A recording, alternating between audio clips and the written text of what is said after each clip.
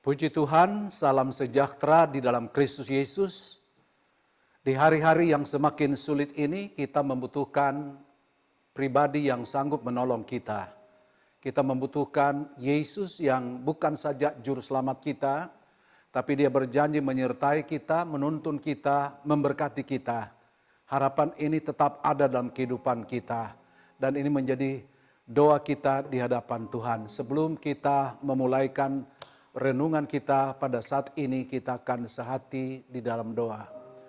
Bapa, di dalam Kristus Yesus, kami bersyukur karena Tuhan memberikan kembali kami kesempatan untuk bersekutu, untuk menikmati Engkau, menikmati kebenaran firman Tuhan, menikmati hadirat Tuhan. Dan kami tahu bahwa hanya Engkau tempat lindungan kami, hanya Engkau tempat harapan kami, hanya Engkau menjadi harapan masa depan kami. Dan kami yakin dalam situasi sekarang ini, jalan keluar bagi kami yang tepat hanya ada di dalam Yesus Kristus. Engkau berjanji bahwa Engkau akan menyertai, Engkau berjanji bahwa Engkau akan melindungi, Engkau berjanji bahwa Engkau akan memberkati kami. Sebab itu melalui kesempatan ini, kami mohon anugerah Tuhan dalam kehidupan setiap pribadi kami, sehingga kami tetap setia, tetap teguh, bahkan semakin kuat di dalam mengiring Tuhan. Kami akan siap untuk datang pada perenungan firman Tuhan.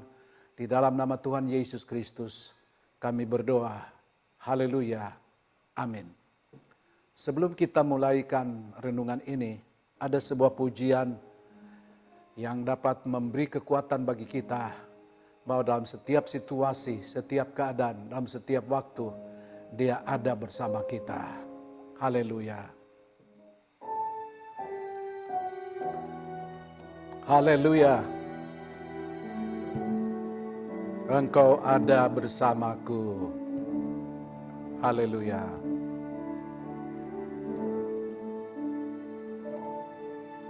Engkau ada bersamaku di setiap musim hidupku. Tak pernah kau biarkan ku sendiri.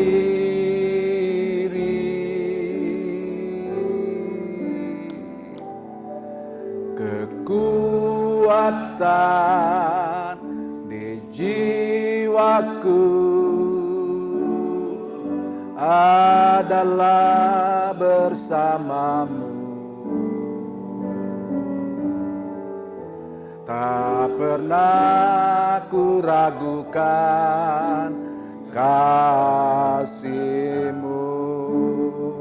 Haleluya. Bersamamu Bapa, ku lewati semua perkenanan-Mu yang teguhkan hatiku. Engkau yang bertindak, memberi pertolongan, anugerah-Mu besar melimpah. Katakan bersamamu Bapa. Bersamamu Bapa, ku lewati semua perkenanan-Mu yang teguhkan hatiku. Yesus, Engkau yang bertindak,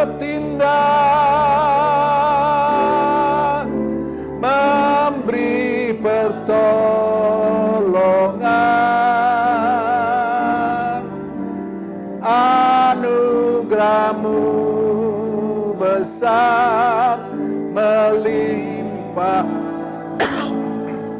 Itu anugerahmu besar,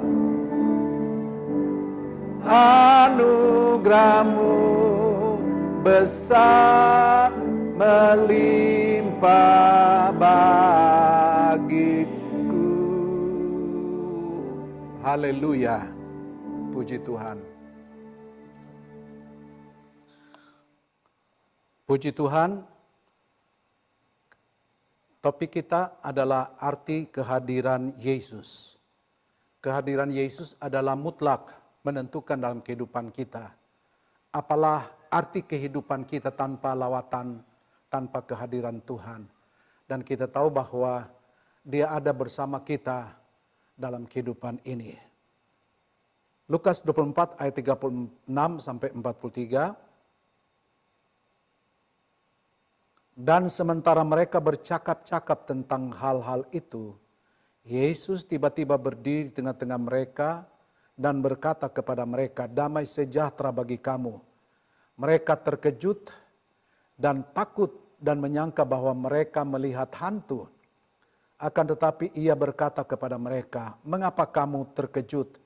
Dan apa sebabnya timbul keraguan di dalam hati kamu?" Kita sedang berada pada suasana yang mengenang kebangkitan Yesus secara luar biasa. Dan setelah Dia menang, Dia bangkit dari antara orang mati sampai pada kenaikan Yesus ke surga, 40 hari dicatat Alkitab berulang-ulang kali Dia melawati murid-muridnya. Dia datang kepada murid-muridnya. Itu sebabnya topik kita tentang arti kehadiran Tuhan. Banyak orang yang mati, banyak pahlawan yang mati, banyak nabi, rasul, tokoh iman yang mati. Tetapi kita hanya mempunyai satu pribadi yang dapat diandalkan karena Dia adalah pahlawan yang telah bangkit dan menang atas maut. Sesudah kebangkitannya, ada sejumlah penampakan oleh Yesus kepada murid-muridnya. Penampakan Yesus kepada murid-muridnya sesudah kebangkitannya memberi arti, memberi makna yang besar bagi kita. Firman Tuhan ini membuat kita semakin memahami bahwa ada maksud Tuhan di balik penampakan Tuhan kepada murid-muridnya selama 40 hari setelah kebangkitannya.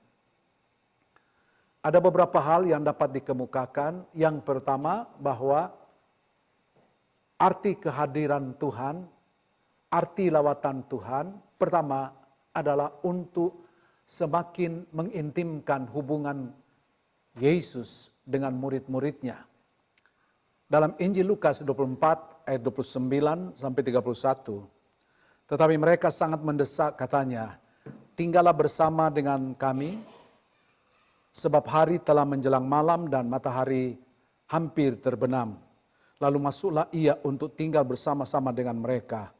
Waktu ia duduk makan dengan mereka, ia mengambil roti dan mengucap berkat, lalu memecah-mecahkannya dan memberikannya kepada mereka. Ketika itu terbukalah mata mereka dan mereka pun mengenal Dia, tetapi ia lenyap dari tengah-tengah mereka. Penampakan Yesus bertujuan untuk semakin memulihkan hubungan Yesus dengan murid-muridnya, semakin meneguhkan semangat mereka, semakin memberi dorongan agar mereka tidak lagi menjadi patah semangat atau gelisah, karena memang Yesus akan terpisah dari mereka. Yesus tahu kesanggupan murid-muridnya yang banyak kali labil dan mudah berubah. Sebab itu Yesus ingin memotivasi mereka untuk tugas pelayanan ke depan. Karena Yesus tidak akan lagi bersama dengan mereka, Yesus tidak akan dekat dengan mereka. Padahal pada ayat-ayat ini, Kleopas dan temannya meminta untuk Yesus tinggal bersama mereka. Keintiman dengan Yesus berdampak bagi pemulihan semangat, berdampak bagi pemulihan kekuatan, berdampak bagi pemulihan sukacita. Sehingga pengertian mereka tentang arti kehadiran Yesus semakin mendalam. Dalam kurun waktu 40 hari, secara berulang-ulang kali Yesus mendatangi murid-muridnya adalah untuk mengintimkan hubungannya dengan mereka, mempersiapkan murid-murid untuk dapat menjalankan tugas misi yang dipercayakan Yesus kepada mereka.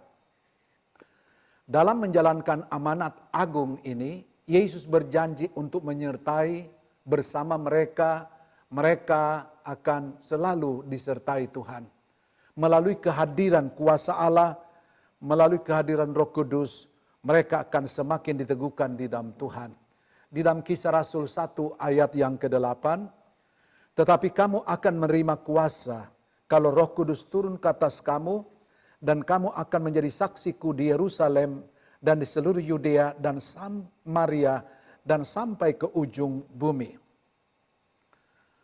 Dalam catatan Alkitab, ada 17 kali Yesus melawati murid-murid, melawati orang yang percaya kepada Yesus. Dalam kurun waktu ini, Yesus tidak datang kepada orang umum, pada orang banyak, kepada orang Yahudi, apalagi datang mengajar di sinagog yang seperti dia lakukan. Tapi dia datang kepada murid-muridnya untuk apa? Untuk membangun keintiman dengan murid-muridnya.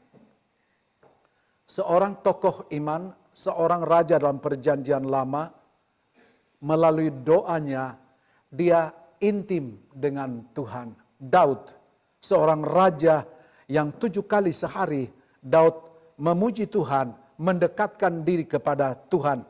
Artinya Daud memiliki persekutuan dan konsisten secara terus-menerus dengan Tuhan. Dicatat dalam bagian yang lain juga, kisah seorang yang bernama Daniel. 3 kali sehari Daniel berlutut, berdoa, serta memuji Allah.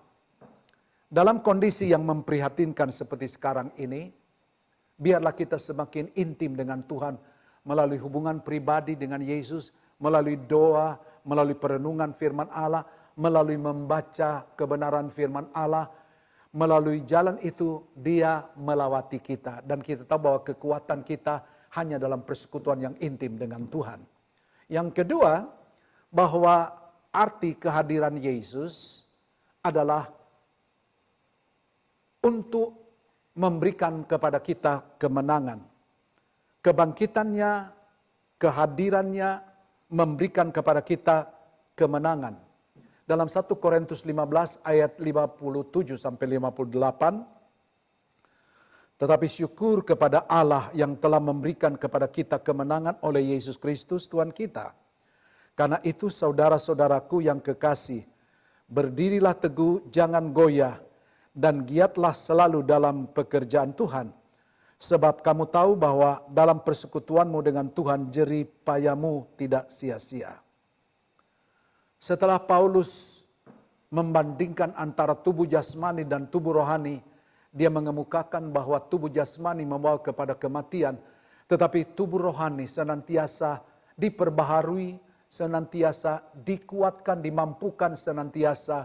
Dan kita bukan saja dikuatkan oleh Tuhan, tetapi kita memiliki pengharapan adanya kebangkitan orang-orang mati melalui Yesus Kristus. Dalam 1 Korintus 15, mulai ayat 12 sampai 34, kita mendapatkan penjelasan bahwa jikalau kita hanya dalam hidup ini saja menaruh pengharapan pada Kristus, maka kita adalah orang yang paling malang dari segala makhluk. Maksudnya adalah jangan hanya mempercayai Yesus Kristus sebagai Tuhan dan Juru Selamat pribadi untuk urusan hidup ini saja. Untuk kehidupan jasmani, bios. Hidup jasmani terbatas. Hidup daging di dunia ini terbatas. Tetapi yang benar adalah Kristus telah dibangkitkan dari antara orang mati sebagai anak sulung dari antara orang-orang yang telah meninggal. Maksudnya adalah bahwa kebangkitan Kristus memberi jaminan bagi kita walaupun kita secara alamiah akan mengalami kematian, tapi secara rohani kita dipulihkan, kita dibangkitkan semangat, kita boleh datang kepada Tuhan. Ada pengharapan kebangkitan orang percaya. Kristus telah menjadi buah sulung kebangkitan. Dia telah menang atas maut, dosa, dan segala kelemahan kita. Jadi karena Kristus telah menaklukkan maut dalam ayat 26, maut adalah musuh terakhir yang dibinasakannya. Maka kebangkitan kita dari antara orang mati, kebangkitan kita akan menjadi harapan yang pasti. Sebab kita juga akan mengalami kuasa kemenangan Yesus. Pasca kemenangan atas maut. Dan hidup maksimal dimulai dari kebangkitan kita dari pengharapan.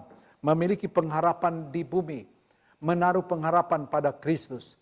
Sebab orang-orang yang paling malang dari segala manusia adalah mereka yang masih hidup tapi tidak berpengharapan. Pengharapan membangkitkan semangat, membangkitkan kekuatan, membangkitkan kemenangan hidup. Dari manakah kita dapatkan semuanya itu? Saat kita berpengharapan di dalam Kristus yang telah mengalahkan kematian. Pengharapan melahirkan keberanian yang penuh untuk dapat kita bertindak. Kebangkitan Kristus yang menjadi dasar keyakinan akan membangkitkan kita juga. Keberanian kita untuk bertindak dalam kebenaran semakin penuh walau kekuatan jasmani kita semakin merosot.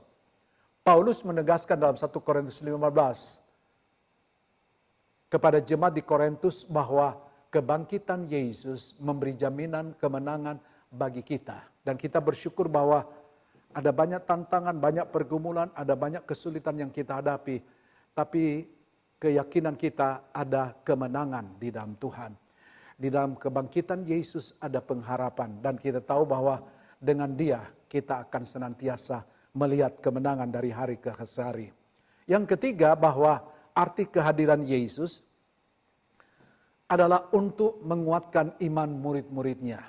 Lukas 24 ayat 32. Kata mereka seorang kepada yang lain, bukankah hati kita berkobar-kobar ketika ia berbicara dengan kita di tengah jalan dan ketika ia menerangkan kitab suci kepada kita?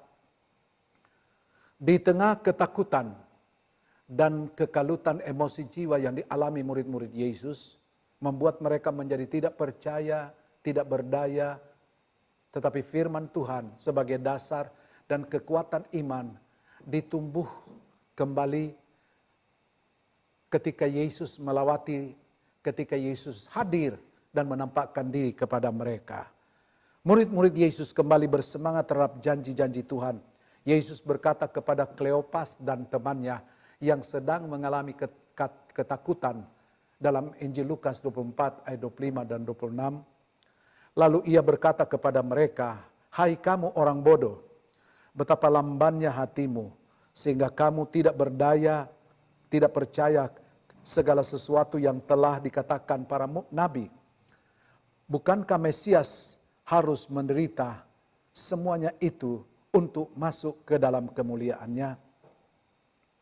Kita melihat bahwa rohani kita akan mengalami kelemahan. Iman kita akan merosot ketika kita tidak mempercayai Yesus dengan sesungguhnya.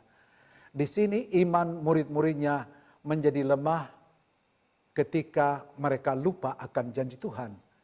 Janganlah kita lupa akan janji Tuhan, oleh karena itu Alkitab mendorong kita untuk tetap terus berpegang pada janji Tuhan, tetap kuat di dalam Tuhan.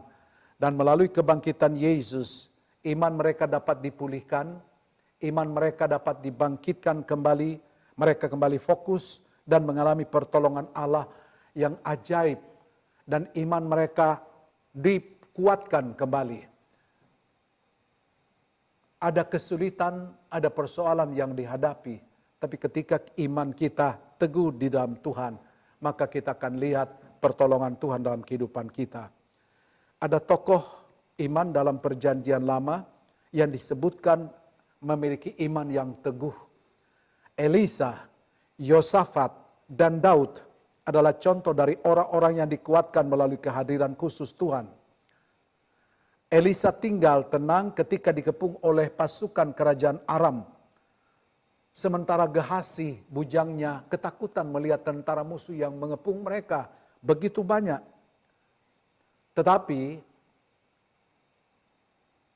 dengan penuh kemantapan Elisa menjawab Gehasi, terlebih besar yang menyertai kita daripada yang menyertai mereka. Hal lain, Elisa berdoa supaya mata Gehasi dicelikan. Maka nampaklah pasukan tentara sorga dengan kereta berapi yang begitu banyak menyertai dan melindungi mereka. Hasilnya alat turun tangan dan pasukan musuh begitu besar, begitu banyak menjadi tawanan yang kemudian dibawa Elisa ke hadapan Raja Israel dalam 2 Raja-Raja pasal 6. Selanjutnya tokoh Israel lainnya adalah Yosafat. Yosafat tinggal tenang ketika dikepung oleh 3 bangsa yang kuat, bangsa Moab, Amon, dan Meunim. Pada mulanya ia ketakutan menghadapi masalah yang melampaui kemampuannya. Tetapi kemudian ia menjarah semua musuhnya itu. Mereka beriman dan berkumpul untuk mencari, berpuasa, menantikan Tuhan. Seperti yang dinubuatkan oleh Yahasiel bin Zakaria. Bukan kamu yang akan berperang, melainkan Allah. Jadi Tuhan sendiri turun tangan berperang. Yosafat hanya tinggal berdiam diri di tempatnya untuk melihat Allah menghancurkan musuh. Yosafat meraih kemenangan yang ajaib dalam 2 Tawari 20. Pribadi yang lain yang kita kenal bernama Raja Daud. Raja Israel ini beriman dan tinggal tenang ketika berhadapan dengan Goliat. Sementara tentara Israel ketakutan melihat besarnya postur Goliat, Daud fokus kepada Tuhan. Dari apa yang Daud alami tentang perbuatan ajaib Tuhan, Daud tahu apa yang akan Tuhan lakukan atas Goliat. Perbuatannya yang lebih dahsyat dinyatakan dalam 1 Samuel pasal 17 mulai ayat yang ke-34. Mereka yang terus beriman dan tinggal dalam hadirat Tuhan dan fokus memandang kepada Tuhan akan melihat bahwa Tuhan sungguh lebih besar dari masalah yang dihadapi. Akan melihat tangan Tuhan yang melakukan perbuatan ajaib ganti dari ketakutan karena keterbatasan diri dan ketidakmampuan mereka. Melalui kebenaran firman Allah, kita tahu bahwa Dia ada bersama kita. Dia hadir, Dia dekat dengan kita. Kepada murid-muridnya Dia menampakkan diri. Tapi pada kehidupan kita, Dia datang melalui firman-Nya. Dia datang melalui berita yang menguatkan kita. Bahwa Dia telah bangkit. Kebangkitan Yesus harus dapat memberi dampak iman. Karena dengan demikian kita semakin intim dengan Tuhan. Melalui kebangkitannya kita akan menikmati kemenangan. Dan melalui kehadirannya kita akan semakin diteguhkan di dalam Tuhan. Dan semakin kuat dalam mengiring Tuhan. Tetaplah kuat di dalam Tuhan dan nantikanlah Dia dalam segala aktivitas kita. Tuhan kiranya berkenan memberkati kita sekalian. Amin. Puji Tuhan, kita datang dalam persekutuan meja Tuhan. Tuhan telah melawati Kleopas dan temannya melalui roti dan anggur. Dan mereka dipulihkan. Saat ini kita datang pada persekutuan meja Tuhan. Di tangan kita ada tubuh Kristus. Dalam tubuh Kristus ada khasiat yang luar biasa. Kita dengar ketentuan firman Allah perihal persekutuan pada meja Tuhan. Sebab apa yang telah kuteruskan kepadamu telah aku terima dari Tuhan, yaitu bahwa Tuhan Yesus pada malam waktu ia diserahkan mengambil roti. Dan sesudah itu ia mengucap syukur atasnya. Ia memecah-mecahkannya dan berkata, inilah tubuhku yang diserahkan bagi kamu. Perbuatlah ini menjadi peringatan akan aku. Dalam tubuh Kristus kita mengalami kekuatan baru. Sukacita baru. Karena oleh bilur-bilurnya kita dapat dibaharui di dalam Tuhan. Sebab itu mari kita sambut tubuh Kristus dengan iman. Di dalam nama Tuhan Yesus Kristus kita makan bersama.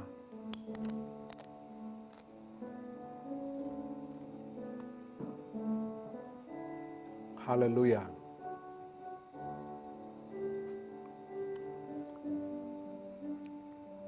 Demikian juga dengan cawan yang adalah lambang pengorbanan Yesus yang mati bagi kita. Demikian juga ia mengambil cawan sesudah makan lalu berkata, "Cawan ini adalah perjanjian baru yang dimeteraikan oleh darahku. Perbuatlah ini setiap kali kamu meminumnya menjadi peringatan akan aku." Darah Yesus memulihkan kita. Sebab itu mari kita mau sambut darah Yesus dengan iman di dalam nama Tuhan Yesus Kristus. Haleluya. Haleluya. Tuhan kiranya menolong kita, memberi kemampuan bagi kita. Dan saudara yang dikasihi Tuhan, kiranya wajah kemuliaan Allah menyinari, menaungi, menuntun, memberkati kita sekalian. Dan adalah bahwa berkat rahmat anugerah dari Bapa, cinta kasih sayang dari Kristus Yesus, penyertaan persekutuan kekuatan Allah Roh, menyertai kita mulai saat ini besok. Seberapa lama Tuhan kehendaki kita hidup di atas muka bumi, bahkan sampai selama-lamanya. Di dalam nama Tuhan Yesus Kristus kami berdoa. Haleluya. Amin. Kiranya Engkau memberkati aku berlimpah-limpah dan memperluas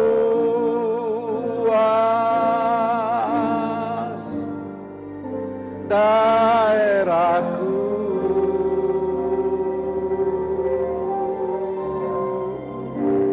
Dan kiranya tangan-Mu membentai aku dan melindungi aku daripada malapetaka,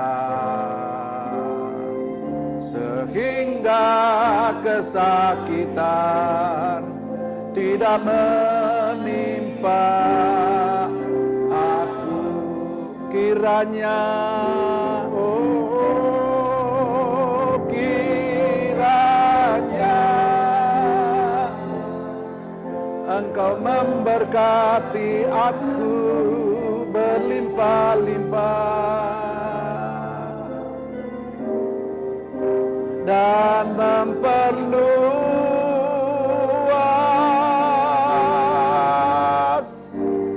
daerahku,